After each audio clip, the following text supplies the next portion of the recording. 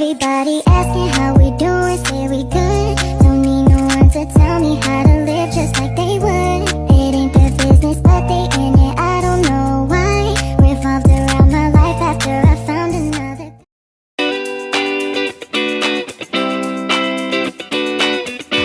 Assalamualaikum warahmatullahi wabarakatuh. Saya Sheryl Faizazara dari Prodi Ekonomi Syariah Fakultas Ekonomi dan Bisnis Islam Universitas Cendekia Abhidharma. Di sini akan menyimpulkan dan menjelaskan mengenai fase 1 sampai 6 untuk memenuhi tugas manajemen UMKM dan koperasi.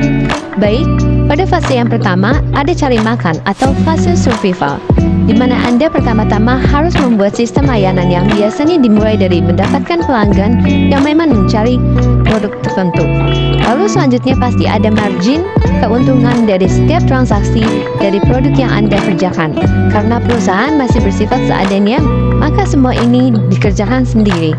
Maka pada fase awal ini memerlukan aliran kas yang lancar dan semua kegiatan diusahakan dengan biaya yang rendah. Lalu yang kedua, ada fase cari duit. Dalam hal ini, perusahaan wajib memfokuskan pada pemasaran dan penjualan serta mengembangkan pengetahuan mengenai pasar dan juga harus menentukan tim yang solid sehingga bisa membuat perencanaan bisnis yang matang. Membuat manajemen resiko, memperbarui manajemen resiko, melakukan riset pasar, dan yang terakhir audit bulanan. Yang ketiga, ada fase cari sistem. Dalam perusahaan yang berkembang perlu struktur organisasi. Yang pertama adalah membuat BOD, Board of Direction, Dewan Komisaris yang terdiri dari para pemegang saham. BOD inilah yang mengontrol jalannya perusahaan lewat laporan keuangan oleh manajemen setiap bulannya. Dan tentu saja CEO atau direktur harus mempertanggungjawabkan kinerja perusahaan dan sekaligus mengesahkan budget fiskal untuk tahun berikutnya.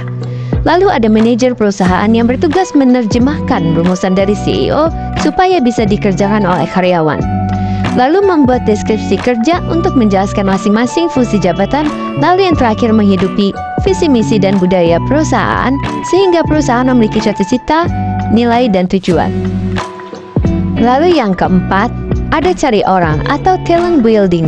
Dalam pembangunan sumber daya manusia, maka kita harus memulai dari merekrut orang yang tepat dan membangun tim yang solid.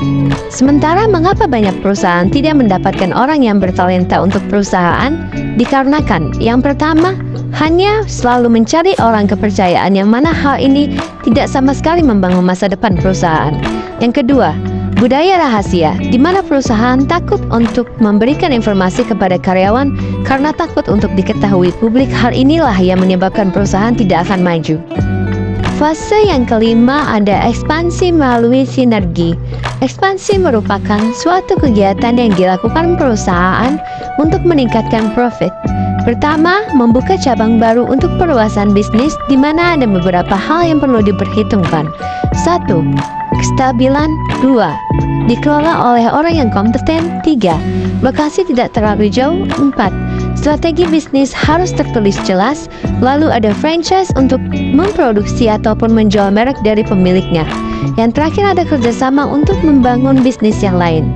Dengan cash yang mumpuni, kita dapat memulai ventures berbagai jenis bisnis melalui buy, build, and sell.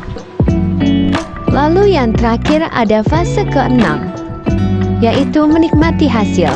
Dengan rasa suka duka dalam perjalanan membangun bisnis yang Anda rasakan sendiri, kini saatnya menentukan tujuan dan prioritas terutama terhadap pembagian warisan, perencanaan keuangan, manajemen waktu yang efektif, dan kesehatan fisik dan mental.